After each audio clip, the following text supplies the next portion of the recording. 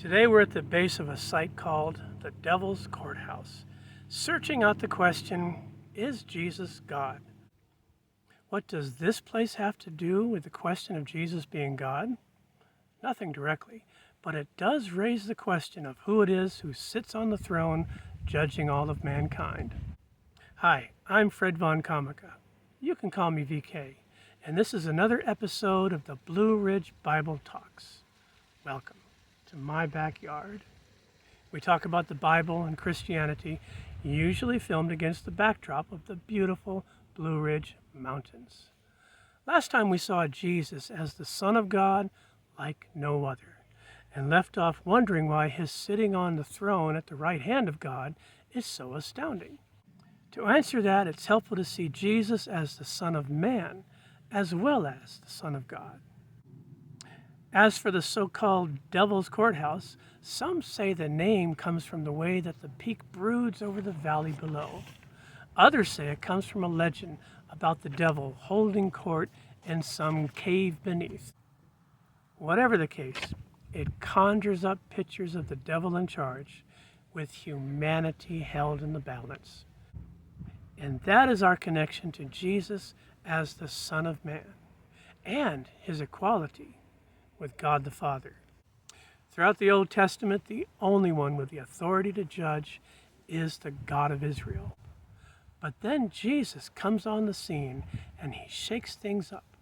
He says in John chapter 5, beginning in verse 22, that the Father judges no one, but has entrusted all judgment to the Son, that all may honor the Son just as they honor the Father. And then a few verses later, he says that the Father has given him authority to execute judgment. Why? Because he is the Son of Man. When it comes to an exalted figure presiding over the fate of humanity, it ain't the devil, it's Jesus. And he requires that people honor him, quote, just as they honor the Father. Why is this astounding? Because we're talking about a Jewish ex-carpenter from a podunk city who didn't do much of anything his entire life. His last 3 years, however, changed the world. Jesus revealed in stages who he was during his ministry. He mastered the forces of nature. He overcame the effects of the fall by healing sickness, even overpowering death. Every demon he encountered could do nothing but complain, beg, shriek, and fly off. And he had authority on earth to forgive sins, something the scribes knew that only God could do. And he did these things as a Jew among Jews, all of whom held to the basic belief that there is one God to whom all glory, worship, praise, and honor are due. And Jesus says, yes, honor me just like that. Why did he do this? How could he say these things? Because he knew he would soon die on the cross, rise from the dead, and assume his seat on the heavenly throne at God's right hand.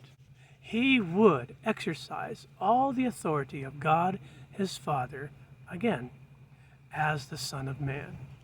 Now, it's common for people to say that Jesus as the Son of God highlights his deity, and as the Son of Man, that highlights his humanity.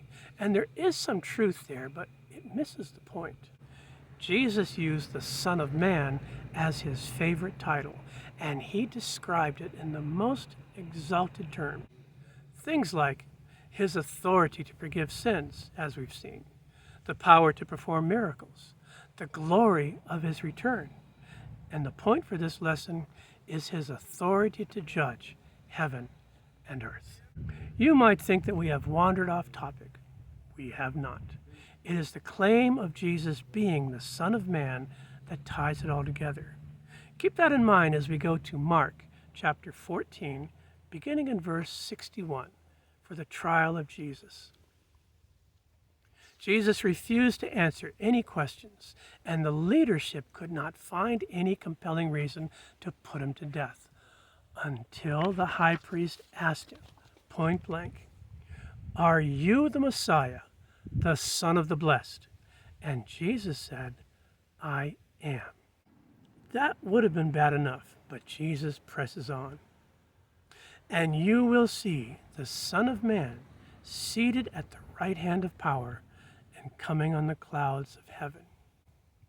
Jesus filled out his definition of the Messiah by combining two Old Testament texts, Psalm 110 in verse 1 and Daniel chapter 7, verses 13 and 14. Daniel saw an exalted figure, one like a son of man, approach God's throne, and he received dominion and glory and an everlasting kingdom that will never be destroyed. And what's more, all peoples, nations, and languages will serve him. Everyone will serve the Son of Man with the same devotion they owe to the Father. Does that sound familiar? And Jesus adds from Psalm 110 that he will do all of this from the right hand of the throne of God. Now, you might say, big deal, ho-hum, what's for supper? Not the high priest.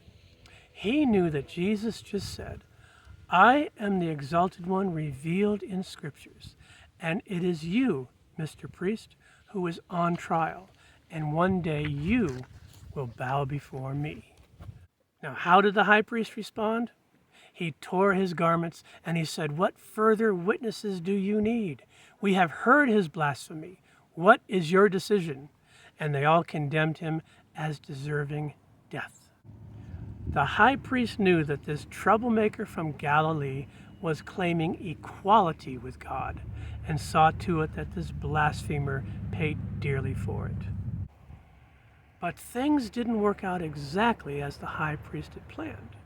For the last 2,000 years, the high priest, along with everyone who has rejected Jesus, has been suffering the torment of eternal separation from the only one that could save them. And for the past 2,000 years, Jesus has been directing the affairs of heaven and earth from the vantage point of God's throne. Jesus shares the Father's throne, his honor, his glory.